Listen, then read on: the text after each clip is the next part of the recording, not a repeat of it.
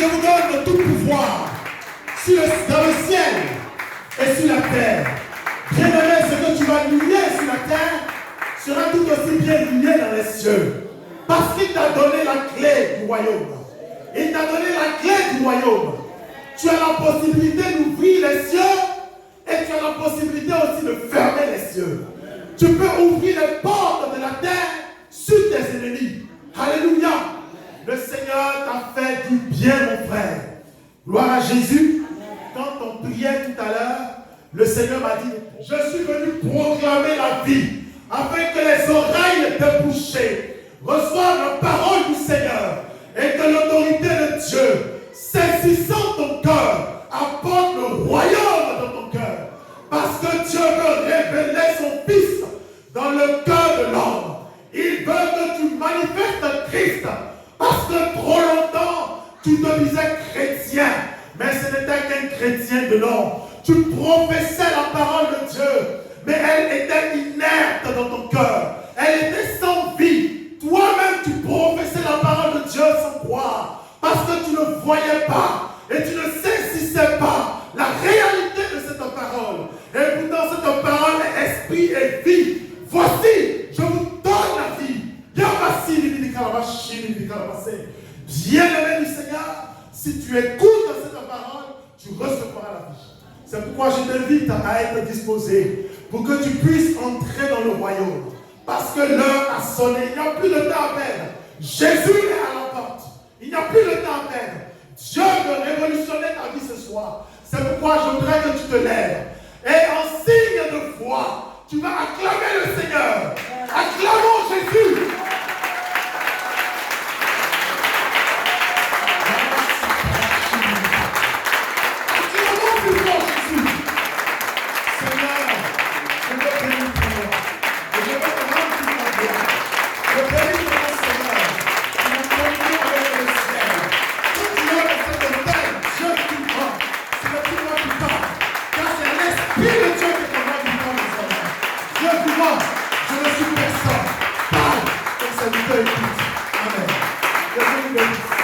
Soyez bénis au nom de Jésus.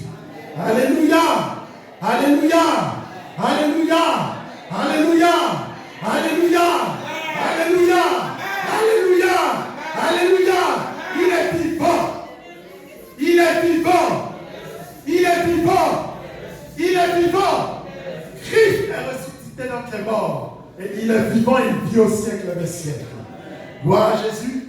Je vous salue tous, mes bien-aimés, au nom de Jésus. Ce matin, je voudrais que nous parcourions la parole du Seigneur. Et bien avant, je voudrais vous donner le thème du message. Le message va porter sur le modèle parfait de l'homme, ou l'identité de l'homme, ou le SIDC de l'homme. Entendez par là? Je vais peut-être prendre un accent british. The Spiritual Identity Card of Human. Alléluia. Le SIDC de l'homme. Quelle est ta nature? Quelle est ton identité? Alléluia. Gloire à Jésus. Nous allons prendre le livre de Genèse 1. Le livre de Genèse 1, verset 26. Gloire à Jésus. Nous aurons 3 textes à lire. Il y aura Genèse 1, verset 26. Il y aura Ésaïe 42. Et il y aura Ésaïe 11. Gloire à Jésus. Donc, Genèse 1, verset 26. Quelqu'un peut nous faire la lecture?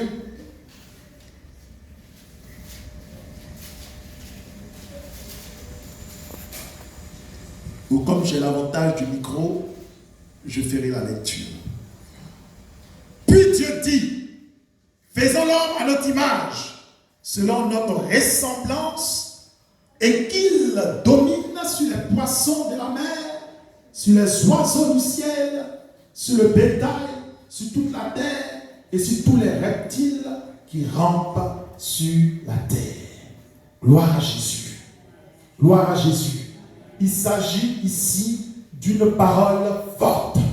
Bien-aimé, le Seigneur t'a créé, mais il ne t'a pas créé de façon il t'a pas créé de façon ordinaire. Parce que bien avant que tu ne viennes à l'existence, il y avait des créations. Il y avait des créatures pré-adamiques. Les anges ont été créés avant toi, mais il ne les a pas créés tels qu'il t'a créé. Alléluia. Et lorsque nous parcourons le livre de Genèse, nous apprécions toute la création de Dieu jusqu'à l'homme. Alléluia. L'homme qui fut le bouquet final de la création de Dieu. Issu le point d'achèvement de la création de Dieu. Comme la cerise sur le gâteau qui vient parfaire le gâteau. Alléluia.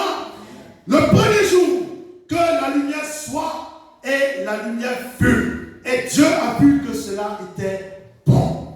Le deuxième jour, il a séparé les eaux avec les eaux. Le troisième jour, il a fait apparaître ce qu'on appelle le sec, la terre. Alléluia.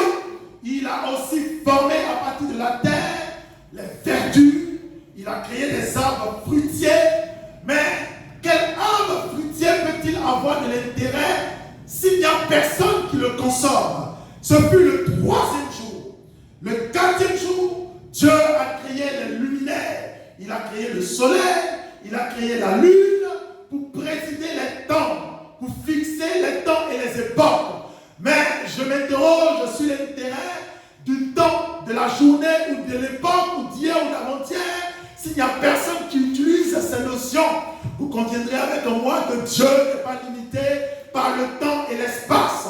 Il a créé le soleil pour un but. Il a créé la lune pour un but, pour servir quelqu'un. Alléluia. Le cinquième jour, il a créé les animaux et il les a bénis. Gloire à Jésus. Il a béni les animaux. Il les a rendus féconds. Et aux animaux, il a dit, remplissez la terre. Il a créé les oiseaux, les êtres ailés. Il a créé les reptiles. Il a créé les rampants. Il a créé le bétail. Il a créé toute espèce d'animaux. Alléluia. Et le sixième jour, selon Genèse 1, verset 26, le Seigneur dit, faisons l'homme à notre image. Gloire à Jésus. Vous remarquerez avec moi qu'avant la création de l'homme, toutes ces créations qui ont précédé l'homme, Dieu avait dit que cela était bon. Il était bon. Alléluia. Il était vraiment dans la joie. Quand il regardait les animaux, il était dans la joie et il disait, c'est bon. Quand il regardait le soleil dans son éclat, qui brillait dans sa force, il disait, cela est bon. Lorsqu'il a vu la lune qui éclairait dans la nuit et qui donnait du moins de la lumière, il voyait que cela était bon. Il a regardé toute la majesté des cieux, il a vu que cela était bon. Lorsque le sec, la terre est apparue, il a vu que cela était bon. Bien-aimé, Dieu a créé toutes ces choses. Mais pour te créer, il a fallu un collège, un comité collégial, mon frère, pour te créer. C'est pour cette raison qu'il a dit, faisons l'homme à notre image. Parce qu'il a voulu ce jour-là que le Fils s'associe à l'Esprit, au Père, pour te créer. Et il a vu que cela était très bon. Il a mis le comble à son enthousiasme lorsqu'il t'a créé. C'est pourquoi, mon frère, ma soeur, je voudrais te dire aujourd'hui que tu n'es pas n'importe qui. Tu n'es pas un parmi tant d'autres. Tu es une personne spéciale et qui a du prix et de la valeur aux yeux de Dieu. Tu n'es pas perdu dans l'insondable. Tu n'es pas un au milieu de 7 milliards d'habitants. Tu n'es pas un quelconque personnage. Dieu t'a formé d'abord dans son sein avant que ton père et ta mère ne se connaissent, bien-aimé. Il t'a formé d'abord dans ses entrailles. Nous sommes sortis de Dieu. C'est pour cette raison qu'il dit, faisons l'homme à notre ressemblance. Tu n'es pas simplement l'image de Dieu, tu es aussi sa ressemblance. Ça veut dire que Dieu s'est regardé lui-même. Il a vu son anatomie et il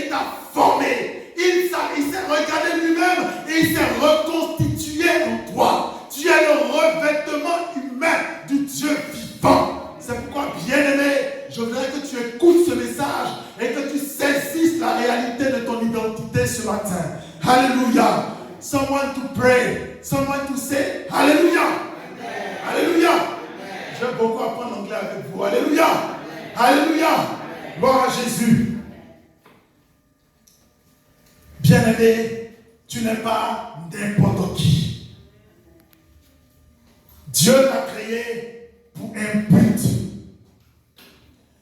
Et ce but est d'un haut intérêt à ses yeux.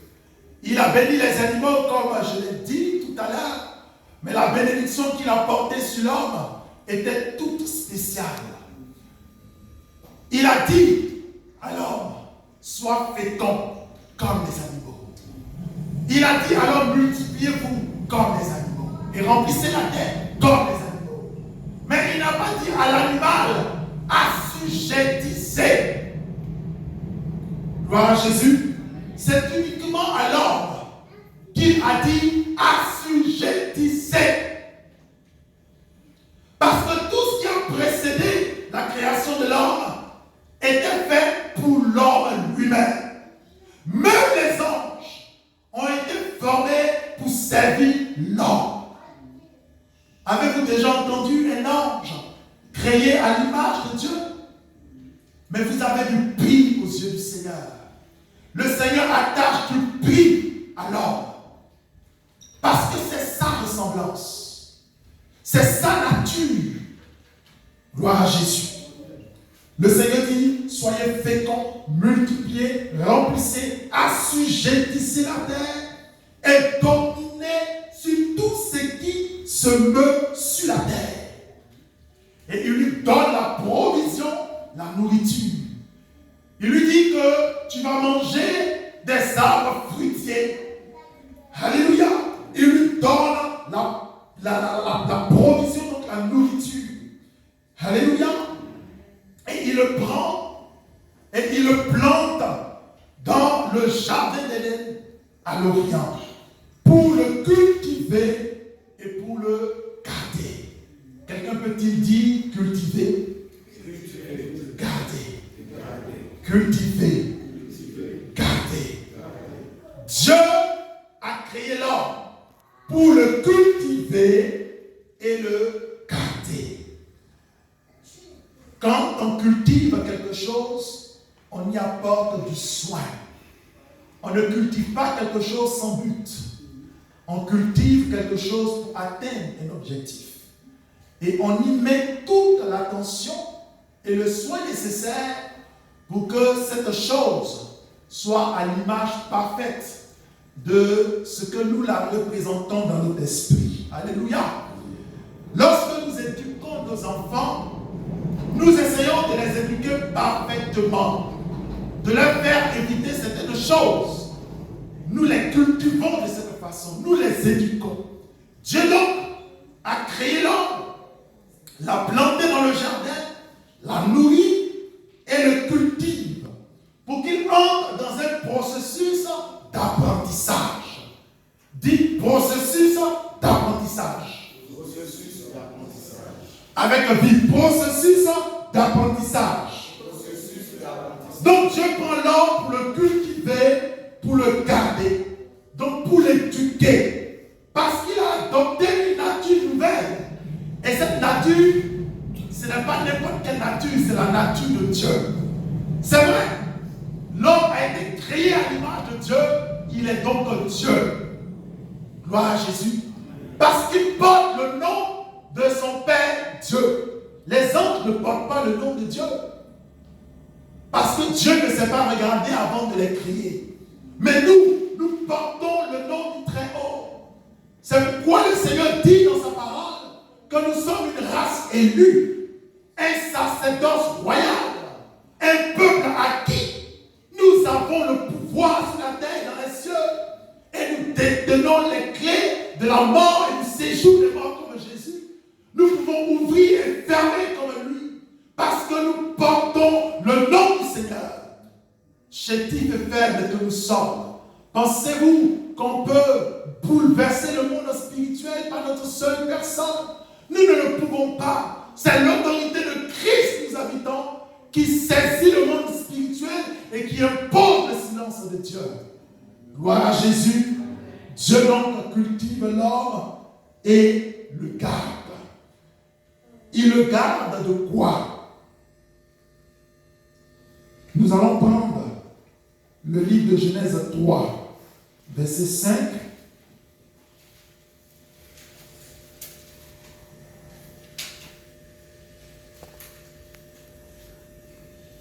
Il dit, mais Dieu sait que le jour où vous en mangerez, vos yeux s'ouvriront et vous serez comme des dieux connaissant le bien et le mal.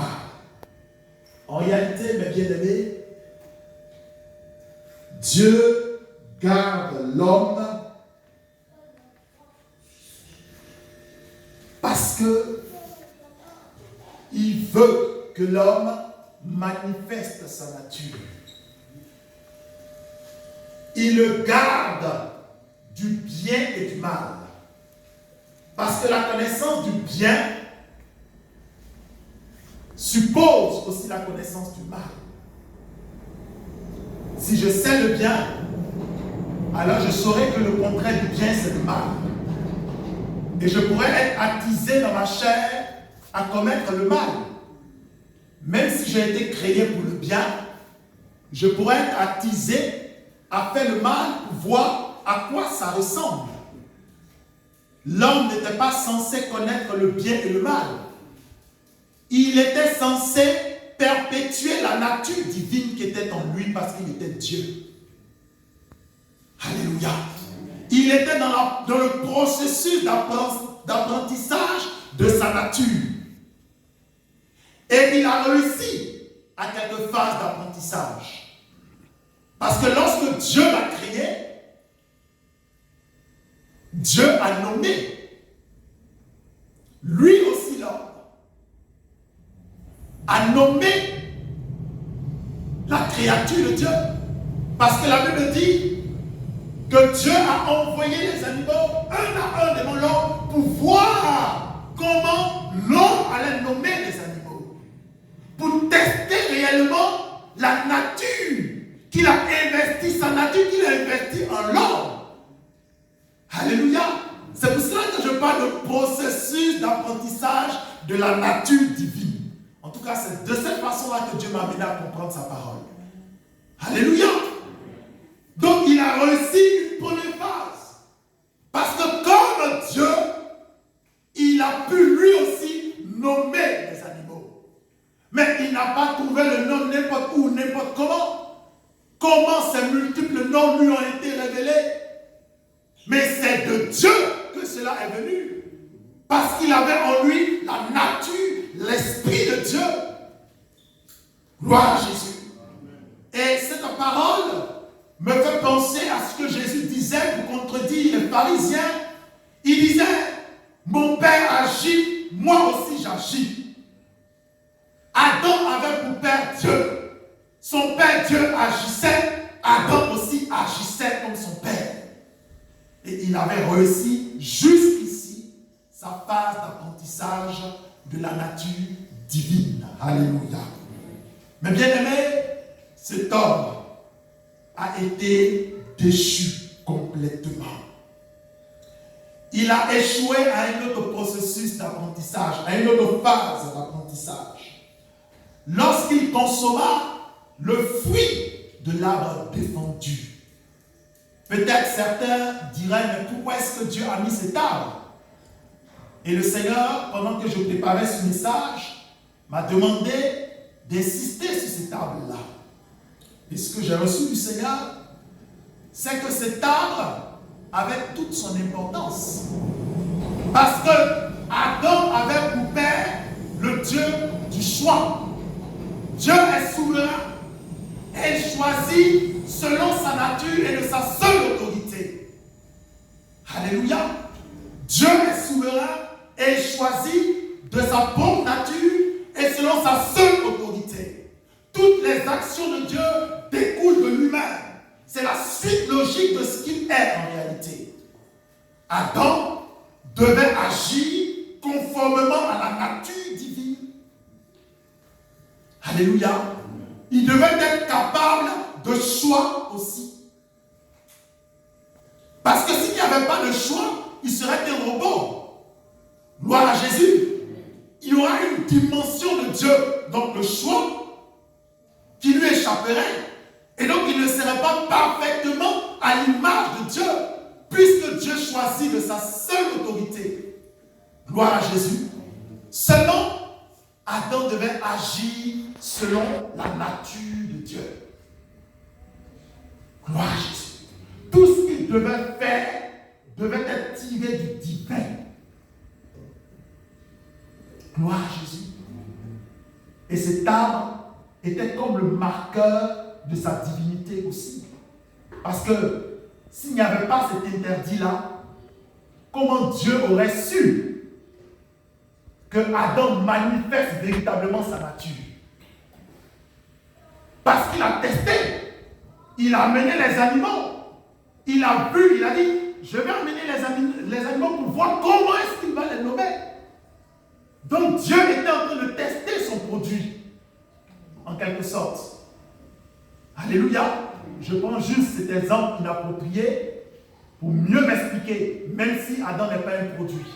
Gloire à Jésus. Et malheureusement, Adam a échoué. Et son échec a été retentissant dans le monde spirituel parce que ça a bouleversé beaucoup de choses. Parce qu'il ne s'agit pas d'une simple consommation d'un arbre quelconque au milieu du jardin. Parce que cette désobéissance avait un sens spirituel profond. C'est un choix délibéré d'écouter la créature sur laquelle il devait être assujetti. Dieu a testé son produit et son produit n'a pas répondu. Parce qu'il a dit à son produit, sois fécond, remplis la terre, assujetti et domine tout ce qui se meurt sur la terre. Un serpent est un animal rampant. Il se meurt. Et l'homme était censé l'assujettir et le dominer. Mais comment se fait-il que l'homme quitte sa nature divine? Il descend si bas. Il cesse d'assujettir et de dominer la créature et l'écoute. Gloire à Jésus. Il a testé son produit et son produit n'a pas répondu. Et ce fut la déchéance totale. Peut-être s'il l'avait refusé, il y a beaucoup de choses qui auraient pu se passer. Je ne veux pas penser aux choses trop élevées pour m'y attarder. Lorsque nous serons devant le Seigneur, nous serons dans le véritable et nous serons toutes choses. Mais pour l'heure, contentons-nous de savoir ce que l'Esprit nous donne de savoir. Gloire à Jésus.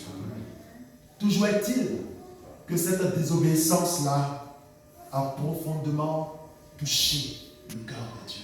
Parce qu'il s'est avili. Il est tombé plus bas que la créature sur laquelle il était censé régner et dominer. Gloire à Jésus. Mais cette désobéissance était forte aussi en symbole parce que il ne donne plus de crédit à la voix de Dieu. Il n'écoute plus sa nature divine.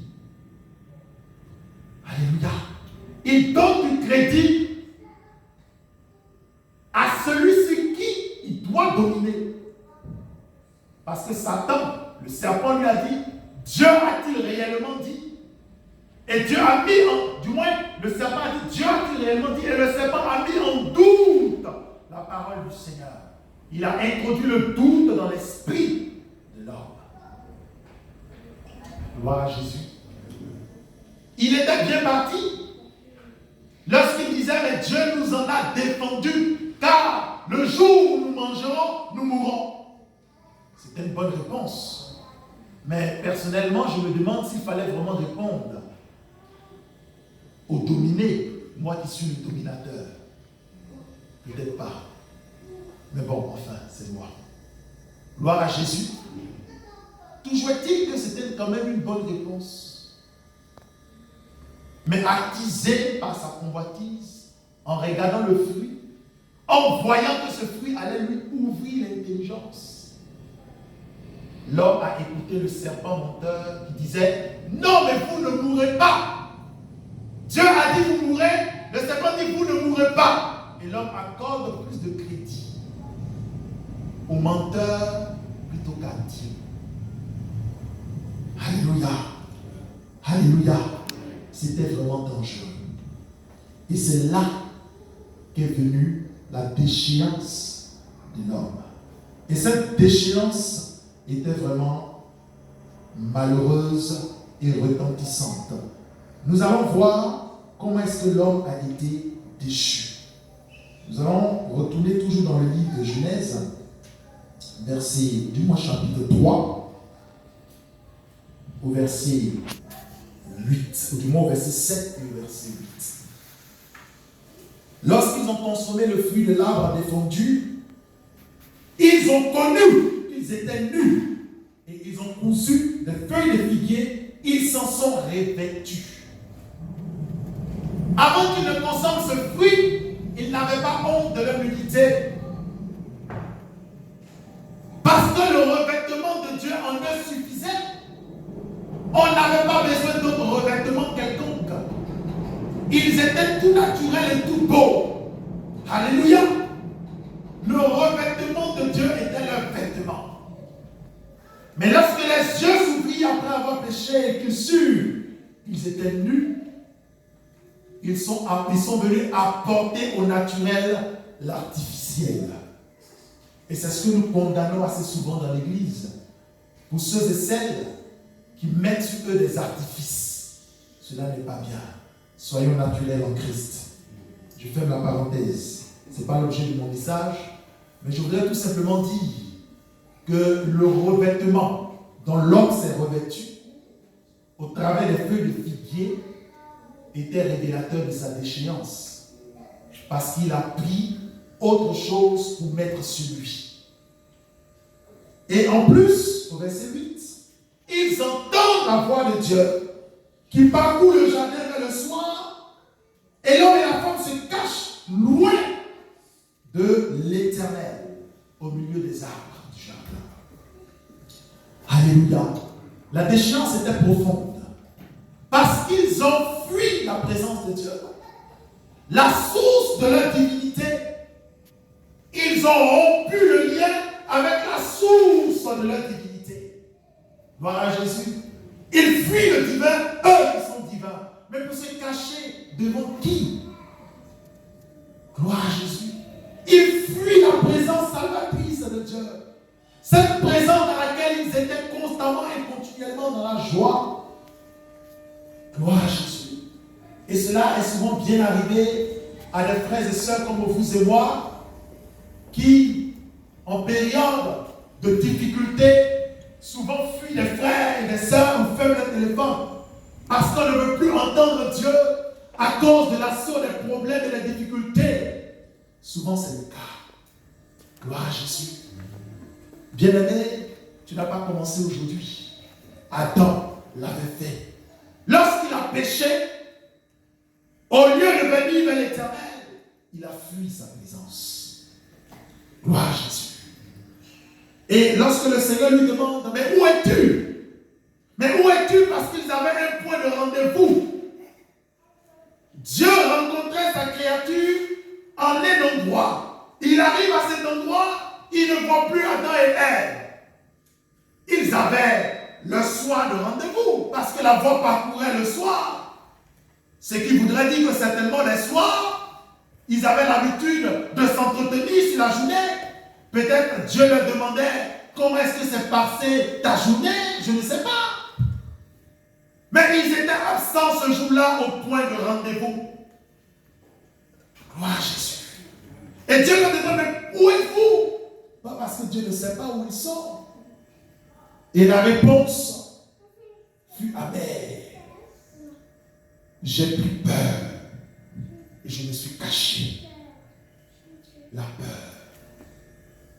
Pour la première fois, l'homme a peur. Pour la première fois, l'homme déprime. Pour la première fois, l'homme est angoissé et troublé. Pour la première fois, l'homme panique. Alléluia. La peur, la déchéance, l'angoisse, la dépression, la solitude, les problèmes, tout cela se trouve dans ce verset-là. La peur, c'était la porte d'entrée de toute une cascade de problèmes qui va suivre l'homme. Alléluia. Mais bien aimé, j'ai une bonne nouvelle pour toi qui m'écoutes. Et nous allons prendre le livre de Ésaïe 8, verset 23. Gloire à Jésus. Ésaïe 8, verset 23. Le Seigneur dit ceci. Mais les ténèbres ne régneront pas toujours sur la terre où il y a maintenant des angoisses. Le Seigneur dit que les ténèbres ne vont pas régner toujours sur la terre où il y a des angoisses. Adam a ouvert la porte des angoisses. Il a ouvert la porte de la peur. Il a ouvert la porte des inquiétudes. Il a ouvert la porte des problèmes. Mais il dit, le Seigneur, mais les ténèbres ne régneront pas toujours sur la terre où il y a maintenant des angoisses. Les temps passés ont couvert nos pauvres plusieurs pays. Mais les temps à venir couvriront de gloire.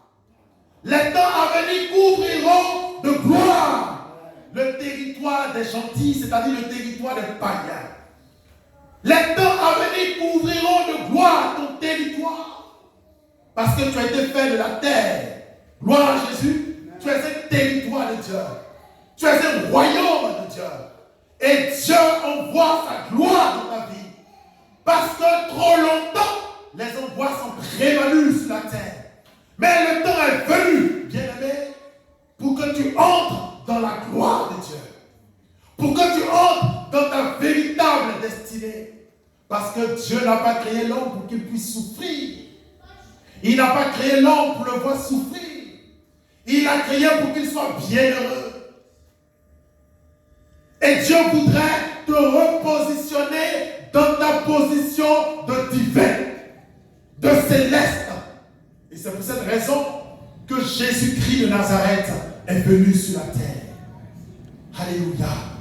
Il est venu sur la terre. Et puisque le temps imparti est très faible, je vais vous demander de faire une chose, de lever juste votre Bible. Vous allez lever juste votre Bible, s'il vous plaît. Et nous allons prendre Ésaïe 11 et Ésaïe 42. Nous allons faire une espèce de concordance entre ces versets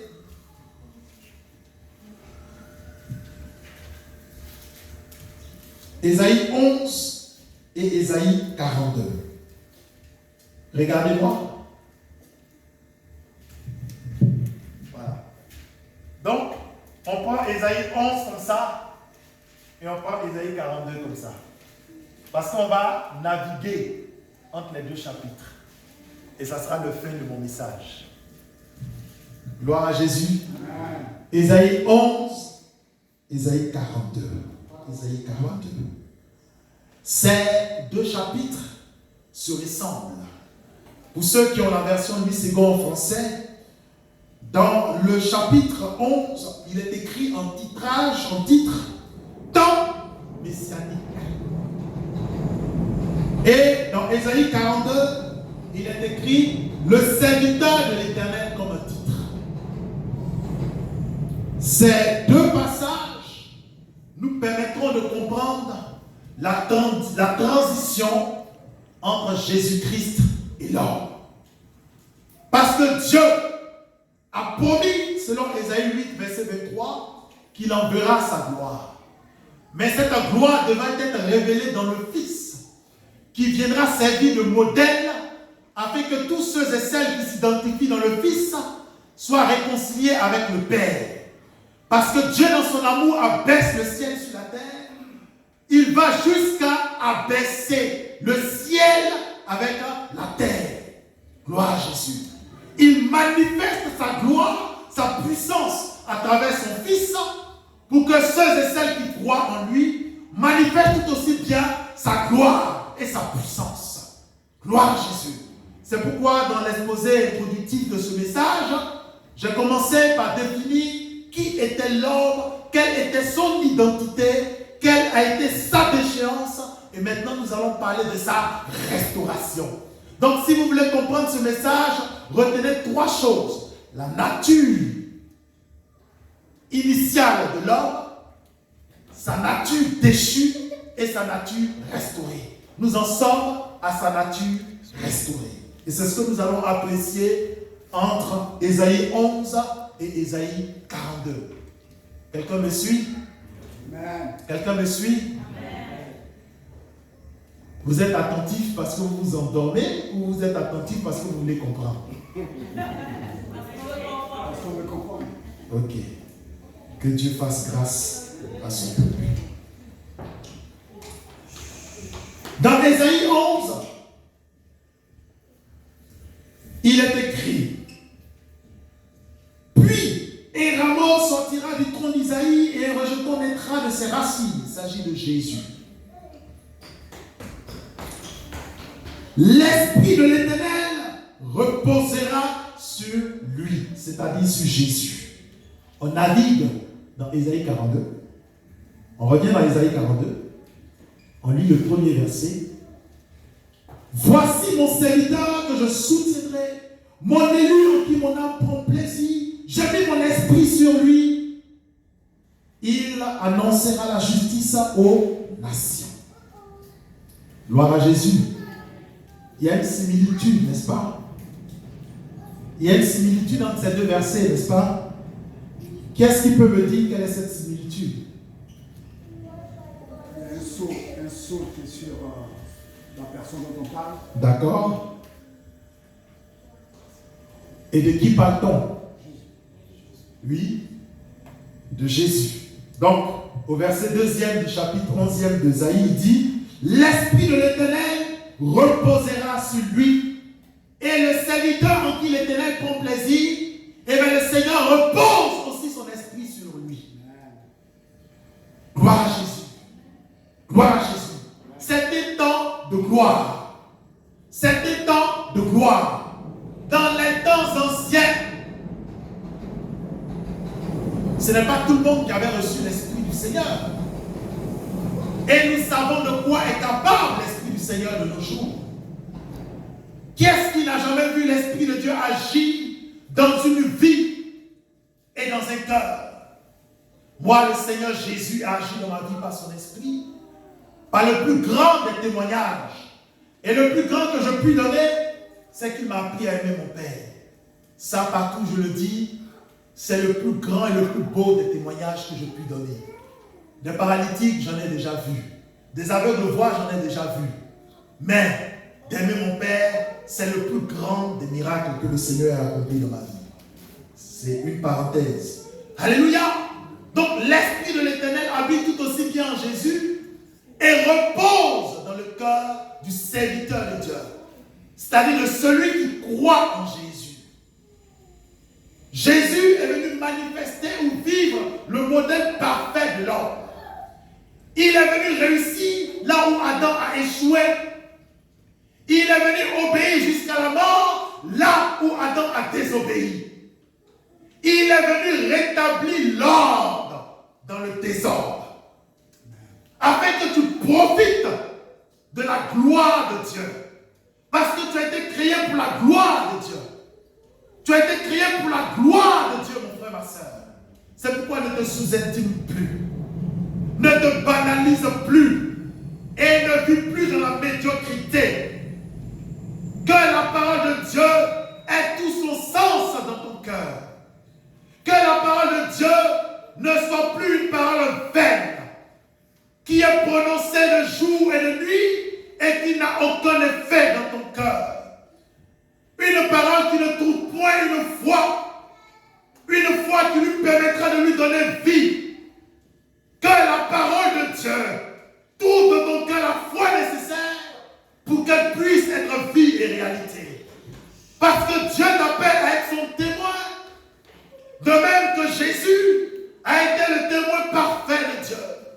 dans les synagogues où ils confondaient les pharisiens, ils confondaient les scribes, ils confondaient ces gens qui pensaient voir sans voir. Il leur a dit, vous dites que vous voyez, mais vous êtes aveugles. Vous êtes aveugles parce que justement vous voyez. Parce que si vous ne voyez pas, à ce moment-là vous verrez. Bien-aimé, le chrétien ne voit pas. C'est pour cette raison qu'il voit. Si nous pensons que nous voyons, nous sommes aveugles. Mais parce que nous ne voyons pas, nous nous tournons vers celui qui voit tout. Et nous avons désormais son regard. Et nous avons la saine appréciation des choses. Parce que nous ne voyons plus les choses selon la chair désormais. Puisque nous étions aveugles, nous voyons. Le monde dit que nous sommes aveugles. Oui, nous le sommes. Mais nous voyons quand même. Parce que nous avons les lunettes de Dieu. Nous avons la loupe de Dieu. L'Esprit de Dieu est l'éclaireur des choses. L'Esprit de Dieu nous révèle la réalité des choses. C'est pourquoi il nous invite à ne pas retourner à ce que nous avons vomi, comme la truie qui se vautre dans son bouclier. Gloire à Jésus. L'Esprit de l'Éternel est avec nous. Et c'est par son Esprit agissant que nous agissons. Jésus a dit, mon Père agit, moi aussi j'agis. Nous aussi nous disons, Jésus a agi comme le Père, étant co-héritier avec Christ dans sa gloire, moi aussi j'agis. Gloire à Jésus. L'Esprit de l'Éternel est sur nous. Il est sur nous. Dans Ésaïe 11, il poursuit pour dire esprit de sagesse et d'intelligence, esprit de conseil et de force. Nous reprenons Ésaïe 42, tournons les pages. Que lisons-nous? Il dit, moi l'Éternel, je t'ai appelé pour le salut, et je te prendrai par la main, je te garderai et je t'établirai pour traiter alliance avec le peuple, pour être la lumière des nations. Gloire à Jésus. Il dit, moi l'Éternel, je t'ai appelé pour le salut, je te prendrai par la main, je te garderai. Alléluia. Je te garderai, je t'établirai pour que tu sois la lumière des nations. Dieu te garde. Souvenez-vous des deux verbes que nous avons cités, cultiver et garder. Dieu a pris Adam pour le cultiver et le garder. Le produit testé n'a pas répondu aux normes. Et Dieu, par Jésus, te parle, il te dit, je te garderai et je t'établirai. Jésus a reçu l'esprit de sagesse, d'intelligence, de conseil, de force, de connaissance, de crainte de l'Éternel. Il respirera la crainte de l'Éternel. De même, dans Ésaïe 42, le serviteur de l'Éternel qui a reçu l'Esprit de Dieu par Christ est établi pour être une lumière des nations. La sagesse, c'est un choix éclairé. Et quand on est lumière des nations, notre choix découle de cette lumière. Ce choix est aussi éclairé. C'est en cela qu'il y a la similitude entre l'esprit de sagesse et la lumière. Entre l'esprit d'intelligence et la lumière. Entre l'esprit de force et la lumière à laquelle nous avons été appelés. Gloire à Jésus. Gloire à Jésus. Il continue, il dit, il ne jugera point selon l'apparence. Il ne prononcera point sur un oui-dire. Mais il jugera les pauvres avec équité. Il prononcera avec droiture sur les malheureux. Il frappera la terre de sa parole comme d'une verge. Et du souffle de ses lèvres, il fera mourir le méchant. La justice sera la ceinture de son flanc et la fidélité, la ceinture de ses reins. Alléluia. Alléluia. Nous sommes lumière des nations. Plusieurs d'entre vous être des conseillers de l'Église. C'est l'esprit de conseil aussi qui vous habite. Indépendamment même du fait qu'on soit conseiller, on peut aussi recevoir l'esprit de conseil. On a l'esprit de conseil en Christ. Mais je voudrais juste insister sur ce point pour dire que c'est encore là une valeur que Dieu te donne. Le fait d'appartenir au conseil de Dieu, ce n'est pas réservé à n'importe qui. Et c'est une charge à prendre au sérieux. Parce que l'esprit dans lequel tu l'exécutes, c'est l'esprit de conseil et de sagesse. C'est pourquoi tes propos ne doivent pas trahir l'esprit dans lequel tu dois vivre. C'est juste une parenthèse. Gloire à Jésus. Christ, loin, a reçu l'Esprit de Dieu. Que fait-il? Il prononce la droiture sur les malheureux de la terre. Il juge les pauvres avec équité. Mais pour leur faire droit, Jésus, par l'Esprit de Dieu, faisait droit à l'opprimé, à la femme adultère. Il a dit, va, tes péchés te sont pardonnés. Au moment où tous ceux encore qui avaient en eux la nature d'Adam étaient prêts à la lapider, Jésus a justifié cette femme. Notre identité, c'est de ressembler à Jésus. Jésus n'a pas été l'accusateur de qui que ce soit. Lui-même dit, je ne suis pas venu pour juger. Je ne suis pas venu pour juger, mais c'est ma parole qui vous juge. Alléluia. C'est ma parole qui vous juge. Alléluia. Jésus n'est pas venu pour briser le roseau cassé comme le serviteur de l'Éternel, parce que lorsque vous prenez Ésaïe 42 encore, le serviteur de l'Éternel au verset 3e ne brise point le roseau cassé. Il n'était pas la mèche qui brûle encore. Il n'est pas venu pour condamner. Il n'est pas venu pour juger, pour mettre à terre quelqu'un qui est déjà à terre. Il est là pour apporter de l'espoir. Et ce matin, bien-aimé, je suis venu apporter une parole d'espérance dans ton cœur. Pour que toi aussi, tu te lèves pour fortifier tes frères. Jésus a fortifié Pierre. Il a dit, voici j'ai prié pour que tu ne tombes pas, afin qu'une fois affaibli, tu puisses aussi fortifier tes frères. Alléluia.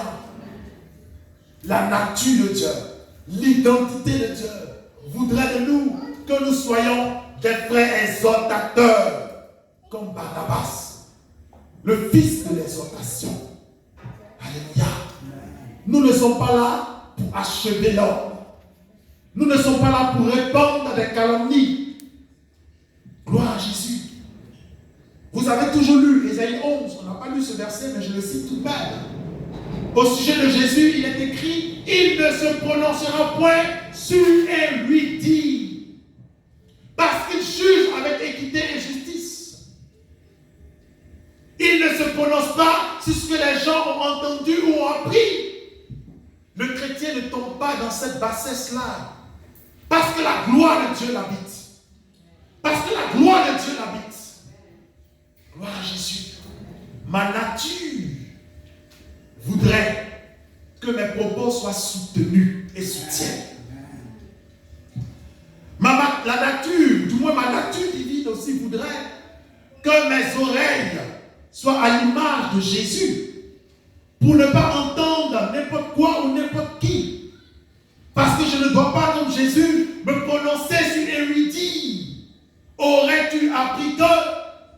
Je me souviens d'une sœur qui est venue me parler d'une personne qui était dans sa voiture et qui l'a complètement déprimée parce qu'elle s'est mise à parler de l'église, elle s'est mise à parler des frères, elle s'est mise à parler des sœurs et elle m'a appelé pour me dire qu'elle était complètement découragée. Je lui ai dit, c'est ta faute. C'est ta faute parce que tu as pris le temps tout au long du trajet d'écouter une personne qui est venue t'annoncer, de lui dire, pourquoi lui as-tu prêté ton oreille? Il fallait fermer sa bouche. En lui disant, tu calomnies arrière de moi. Un jour, c'est juste un témoignage personnel que je suis poussé à donner. Un jour, je me suis dit, mais pourquoi est-ce que les nouvelles de l'église, je suis toujours le dernier à apprendre? Et l'Esprit de Dieu m'a dit, c'est normal. Il m'a dit, c'est normal parce que personne ne vient t'apprendre des nouvelles, c'est normal. Mais c'est quand tout est sûr. C'est-à-dire que tout le monde, même à l'étranger, tout le monde a su. C'est à ce moment-là que je sais. Bon, je bénis Dieu. Parce que c'est une joie aussi pour moi. Personne ne me donne des nouvelles des frères et d'une soeur au sujet d'eux, au sujet de jamais. Ça n'est jamais arrivé. Parce que ça dépend de la relation que j'ai avec les gens dans l'église. Si toi, tu as l'habitude de recevoir des nouvelles, c'est que tu es un faiseur de mauvaises nouvelles aussi. Même si tu ne dis rien. Parce que tu prêtes ton oreille à ceux qui disent. Tu ne dois pas les écouter. C'est parce que l'église est faible. C'est parce que l'église ne dit plus rien que les gens continuent de calomnier. Sinon, si le calomniateur vient vers toi et que tu fermes sa bouche, demain il viendra vers toi. Pour mettre fin aux calomnies n'a cessé. Dis au calomniateur, ferme ta bouche. Je ne veux plus t'entendre, tu pêches. Parce que bien souvent, quand il calomnie, il ne prie même pas pour la personne, il te laisse complètement dépité, déprimé, et puis il poursuit sa route. Et puis toi tu es là, et pourquoi il a fait ceci? Pourquoi tu es là, il te pourrit la vie complètement. Moi je bénis Dieu parce qu'un calomniateur ne vient pas me parler. Mais c'est normal. Le méchant ne résiste jamais dans l'assemblée des justes. Dans l'église, il y a toujours des clans. Et c'est normal aussi. Oui, c'est normal. Il y a le clan des spirituels, il y a le clan des charnels. Quand vous rentrez dans le clan des charnels, vous écoutez. Mais quelqu'un qui est charnel ne peut pas résister longtemps avec quelqu'un qui est spirituel. Vous ne pouvez pas parler plus d'une heure. Ce n'est pas possible. De quoi vous allez parler? Vous n'avez pas de sens d'intérêt. Vous allez parler de quoi? Parce que constamment, il sera poussé à dire, mais tu as pris ceci, mais puisque c'est son fond de langage, il ne peut pas changer. À un moment donné, il va s'ennuyer, puisque tu ne lui prêtes pas oreille, et s'en ira de lui-même. Le méchant ne résiste jamais dans l'assemblée des justes. Gloire à Jésus, c'est juste une parenthèse. Gloire à Jésus. Je voudrais simplement, mes bien-aimés, vous dire, pour clore mon propos, que nous ne sommes pas n'importe qui. Nous ne sommes pas n'importe qui. L'Esprit de Dieu qui est en toi est plus fort que l'esprit du monde. Il faut le croire. Si tu ne le crois pas, il ne se manifestera pas en toi. Si tu vis comme Christ, et si tu mets dans ta tête que tu es un divin, tu verras la gloire de Dieu dans ta vie. Gloire à Jésus. Gloire à Jésus. Il faut que la puissance de Dieu qui habite en toi se dégage et se manifeste désormais dans cette église. Ce n'est pas une affaire du pasteur de l'église de l'ombre ou des anciens, mais de tout le monde. Gloire à Jésus.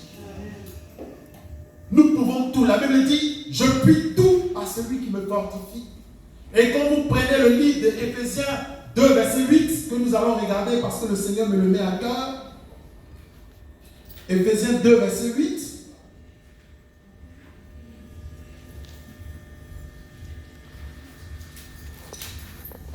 Alléluia. Alléluia. Car c'est par la grâce que vous êtes sauvés, par le moyen de la foi, et cela ne vient pas de vous. C'est le don de Dieu. Ce n'est point par les œuvres afin que personne ne se glorifie. Car nous sommes son ouvrage. Et c'est ce qui est intéressant. Dites avec moi, nous sommes son ouvrage. Ayant été créés en Jésus-Christ. Pour de bonnes œuvres que Dieu a préparées d'avance afin que nous les pratiquions. Pour de bonnes œuvres. Pour de bonnes œuvres que Dieu a préparées d'avance afin que nous les pratiquions. Bien-aimés, Notre destinée est entre les mains du Seigneur.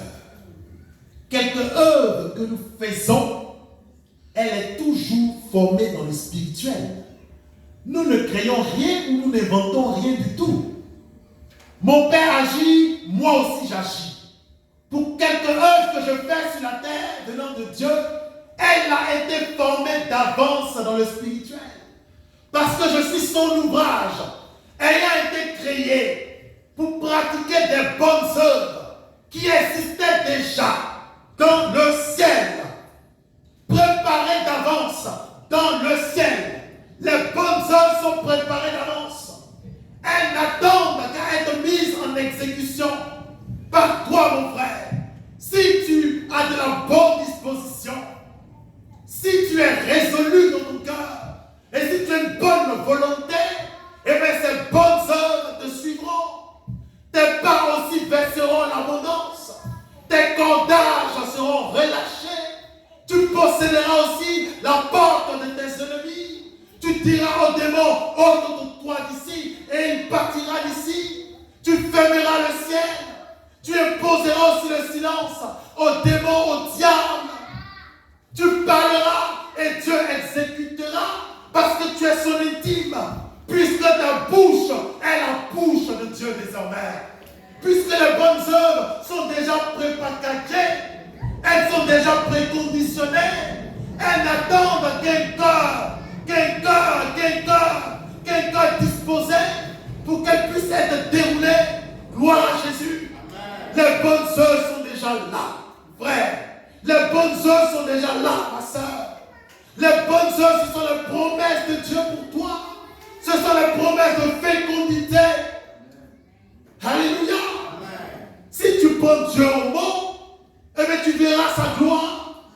Si tu ne le prends pas au mot, tu ne verras pas sa gloire. Parce qu'il n'agit pas dans un cœur infructueux, un cœur qui n'a pas la foi. Pourquoi? Alléluia.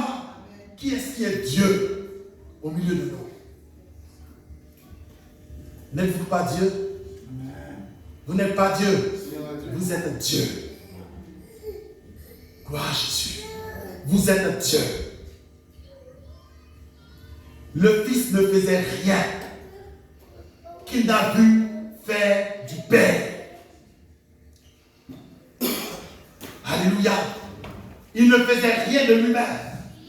Tout ce qu'il a vu faire du Père dans le ciel, c'est ce qu'il a reproduit sur la terre. C'est pour ça que ceux qui lui appartiennent peuvent aussi faire des choses plus grandes. Parce qu'il n'a fait que 3 ans de ministère. Mais nous en avons plusieurs.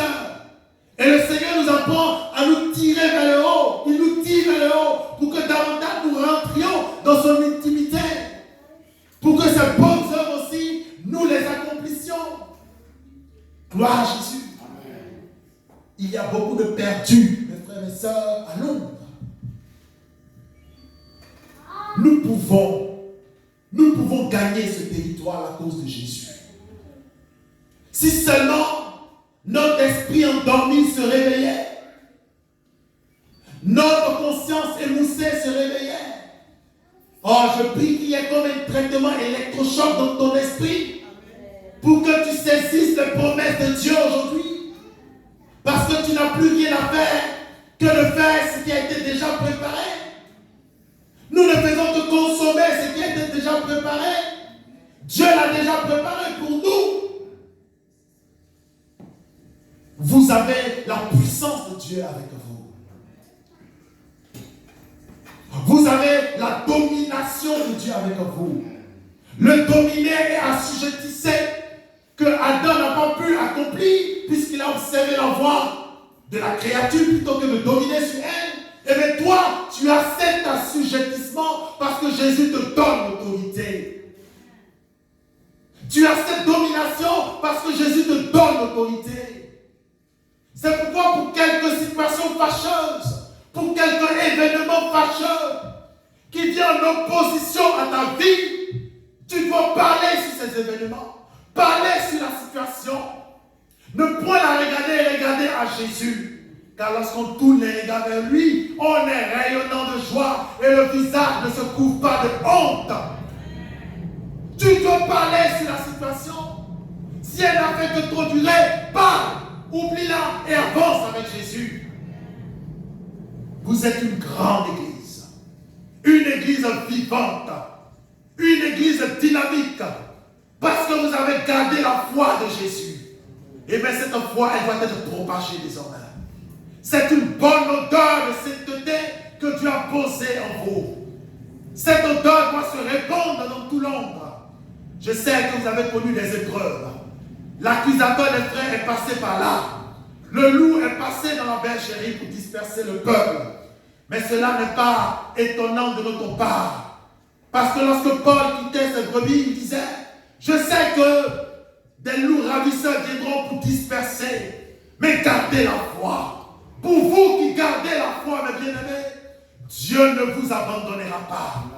Aussi longtemps que son église est endormie, Dieu ne restera pas insensible. Pour quelqu'un qui comprend ce message et qui a cœur de se lever pour Christ, je peux te dire, mon bien-aimé, que tu es dans la bonne voie. Tu es sur la bonne voie. Parce que le Saint-Esprit se sert de mes paroles à l'instant où je parle pour que tu te souviennes de ton premier amour. De tes temps où tu avais du zèle pour le Seigneur. Et bien, bien-aimé, ce temps n'est pas révolu pour toi. Parce que le ciel est encore ouvert. Tu peux faire encore plus pour le Seigneur. Il faut que ton cœur soit simplement disposé. Voyez-vous, mes frères, je viens de l'église de Chanteloup-des-Vignes où nous avons acheté un bâtiment à plus de 300 000 euros, voire plus. Mais nous n'étions qu'une quinzaine de personnes. Qu'une quinzaine de personnes. Mais ce n'était pas facile. On s'est saigné. Mais je ne m'attribue aucune gloire en cela en disant on s'est saigné. C'est normal. Alléluia. Nous avons fait ce que nous avons vu du Père. C'est tout. Gloire à Jésus. Aucune gloire ne revient à l'homme. Mais pour dire simplement que juste avec une poignée d'une quinzaine de personnes, l'église a pu être achetée, mes bien-aimés. Vous avez en vous l'Esprit de Dieu pour bâtir une église solide, une église forte, une église dynamique, pour ne plus aller de local en local, pour ne plus être comme sous pression. Gloire à Jésus. L'église de l'homme doit se réveiller. Elle doit être solennelle désormais. Elle ne doit plus jouer avec les choses sacrées et consacrées du Seigneur. Elle doit observer la parole de Dieu dans sa rigueur. Alléluia. Chaque chose que tu fais doit être faite avec un sérieux dans la maison du Seigneur. Bien-aimé, tu dois prendre au sérieux ton ministère. Parce que l'esprit qui est en toi est fort et puissant. Ce n'est pas un esprit de timidité que Dieu t'a donné, mais c'est un esprit de force et de puissance. La puissance qui agit en toi n'attend qu'à se révéler. Elle n'attend qu'à se révéler en toi. Bien-aimé, souviens-toi de ton premier amour, de ton temps de zèle, s'il te plaît. Que l'église ne meure pas. Que le premier responsable ne soit pas l'homme à tout faire. Parce que lui répondra devant le Seigneur. Mais toi qui as vu son faire, tu répondras aussi devant le Seigneur. Parce que tu sais comment bien faire, mais tu ne le fais pas. Si seulement cette église était unie dans la prière, mais vous verrez de grandes choses. Gloire à Jésus. Pour avoir une église qui marche dans l'unité, il faut vivre dans la prière. Alléluia. Le secret, c'est la prière. Moi, quand j'annonce l'évangile à une personne, si je vois que mes discours ne marchent pas, je me tais et je lui demande juste la prière. Mais je vous assure que toutes les fois où j'ai expérimenté cela, c'était, puisque c'est le temps de Dieu, c'est Dieu qui parle. Mais Dieu fait des choses extraordinaires. Plus d'une fois, j'ai vu des personnes endurcies. Je leur parle de Jésus, elles me donnent des raisonnements. Et ne voulant pas raisonner, je leur demande simplement, voulez-vous que je prie pour vous? Dès que je prends leur main, je prie, je ne tue pas, elles pleurent. Et elles demandent pardon au Seigneur. Alléluia. Tout est dans la prière. Les miracles, c'est dans la prière. Que cette église soit une église de prière. Si vous voulez bannir la calomnie du milieu de vous, qui ne sait pas qu'il ne faut pas calomnier? Qui ne sait pas qu'il faut aimer son frère? Ce n'est pas à mesure de discours sur cet autel. Aimez-vous, pardonnez-vous, que les gens vont pardonner. Les gens ont déjà entendu plusieurs fois dire, ils ont plusieurs fois entendu le message du pardon, de l'amour. Alléluia. Mais la puissance n'est pas là pour apporter la vie dans les cœurs. Pourquoi cette parole, cette bonne parole entendue produit du fruit? Il faut la prière. Je vous exhorte à la prière, mes frères. Donnez du temps à Dieu. Alléluia.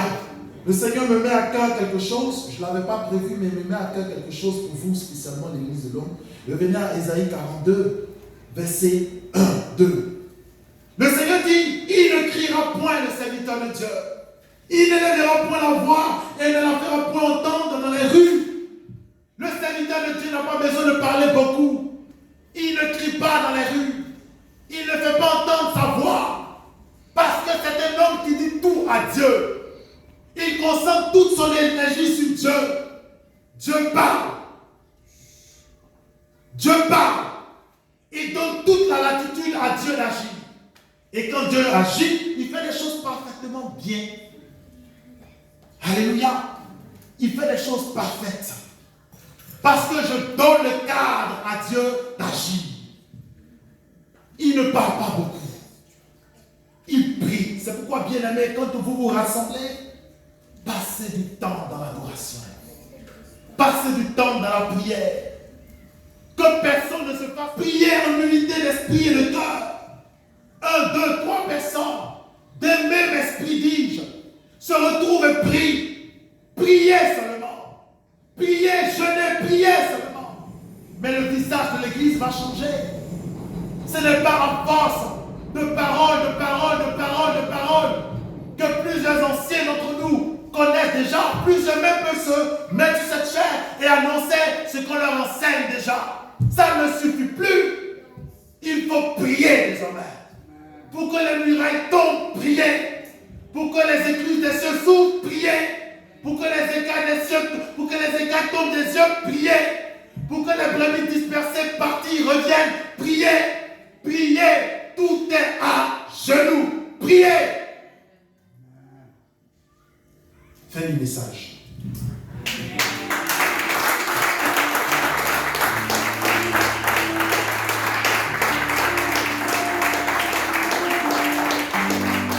Alléluia. Alléluia. Est-ce qu'on peut acclamer le Seigneur?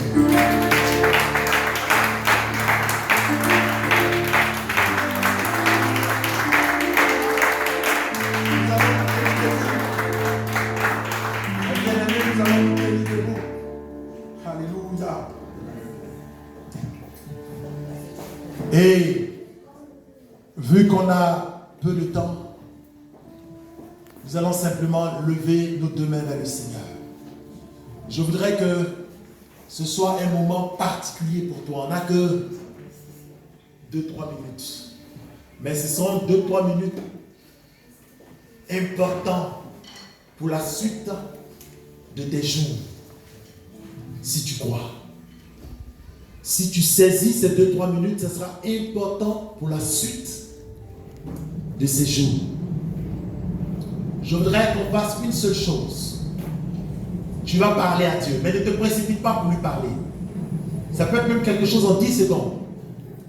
Tu vas choisir, sélectionner tes mots, réfléchir sur ce que tu vas dire à Dieu au regard du message. Je ne te donne pas de sujet de prière. Je te dis juste, parle à Dieu. Dieu t'entendra et cautionnera immédiatement ce que tu lui diras. Parce que tout au long du message, il a eu le temps de défraîchir ton cœur pour que tu sois bien disposé, que tu reçoives de lui quelque chose. Donc, parle à Dieu. Si ton corps a été touché, parle à Dieu. Si tu as péché, parle à Dieu. Si tu étais faible, malheureux, tu as abandonné la main du Seigneur, tu étais inactif dans l'église, parle à Dieu. Si ta conscience est endormie, parle à Dieu. Si tu as besoin d'être réveillé, parle à Dieu. Prions le Seigneur, nous avons 1 minute. Prie dans ton cœur. Prie vraiment dans ton cœur.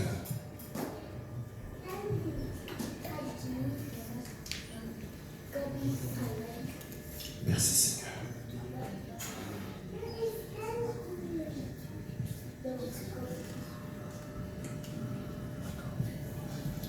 Prie dans ton cœur. Nous avons prié et nous sommes exaucés au nom de Jésus. Nous avons prié et nous sommes exaucés au nom de Jésus. Tu vas mettre ta main sur ta tête. Alléluia. Et nous allons proclamer la vie de Dieu. Tu vas dire avec moi, Jésus. Je voudrais que tu parles avec un fils. Jésus. Jésus. Je réclame ma nature. Je suis cohéritier avec toi de l'héritage du Père. C'est pour cette raison que je marche dans ta nature. Tu as agi. Moi aussi j'agis comme toi. Tu as opéré des miracles. Je marche dans les miracles. J'accomplis des miracles. Et une eau vive coule de mon sein. Et bénit la ville de Londres. Mais pas verse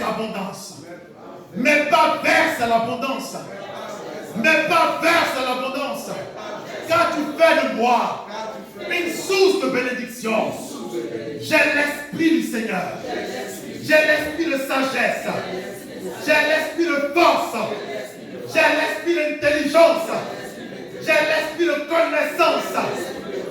J'ai l'esprit de Dieu. J'ai l'esprit de vérité. Et mon esprit est soumis à l'esprit de Dieu. L'esprit de Dieu rend témoignage à mon esprit que je suis fils de Dieu.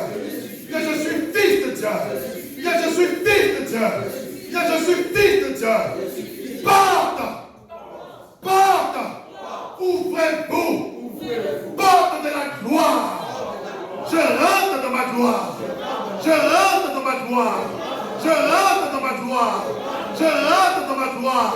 Les temps de gloire arrivent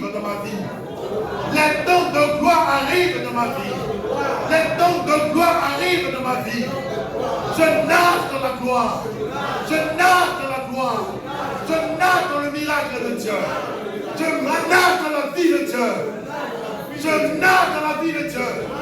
Je suis un homme béni. Et j'accomplis de bonnes œuvres. Préparé d'avance. Pour que je les accomplisse. Je suis l'ouvrage de Dieu. Créé pour accomplir les bonnes œuvres. Préparé d'avance. Dans le ciel. Dans le spirituel. Pour qu'elles soient manifestes. Sur la terre. Dans ma maison. Dans ma famille. Dans mon travail. Dans mon église. Dans ma vie familiale. Dans ma vie intime. Dieu est là. Parce que je suis Dieu. Revêtant sa nature, je suis Dieu. Je marche comme Dieu. Au nom de Jésus. Mes os desséchés.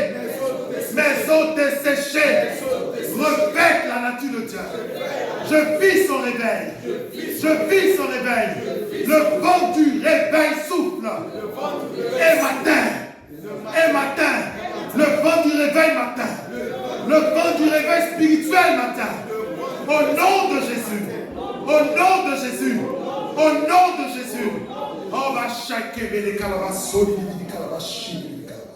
Élevons la voix et bénissons le Seigneur.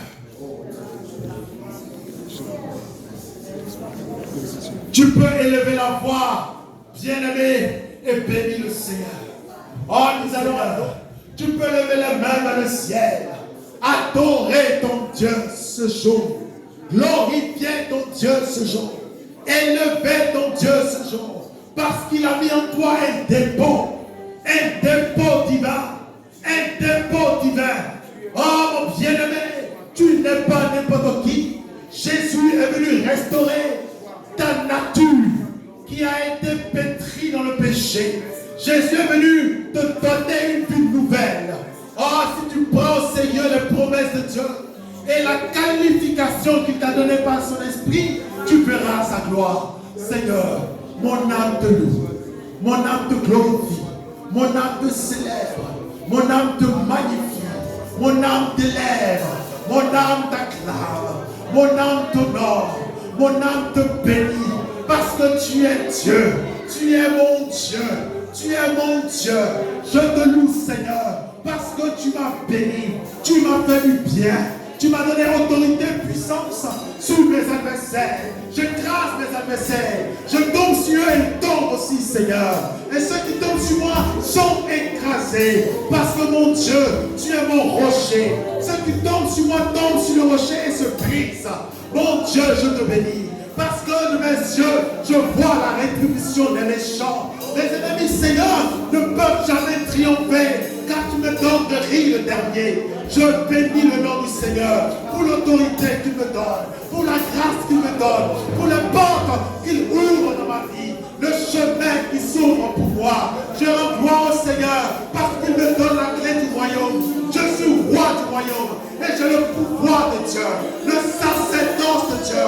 Loué soit l'Éternel, loué soit l'Éternel, loué soit l'Éternel. Alléluia. Oh, merci Seigneur. Oh, merci Jésus.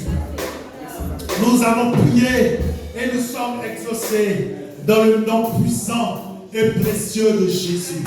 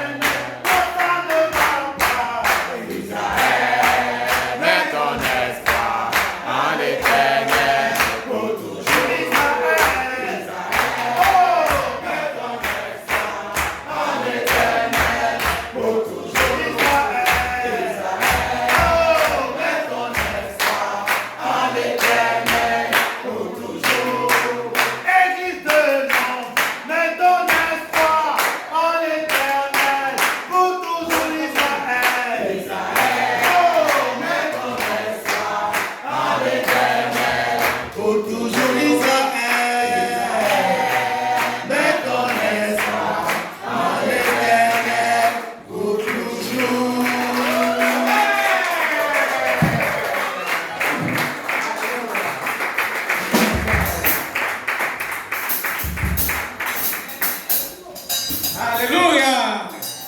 Église de Londres, mets ton espoir en l'Éternel pour toujours. Gloire à Jésus. Acclamons puissamment le Seigneur. Est-ce que nous avons été édifiés? Est-ce que nous avons été restaurés?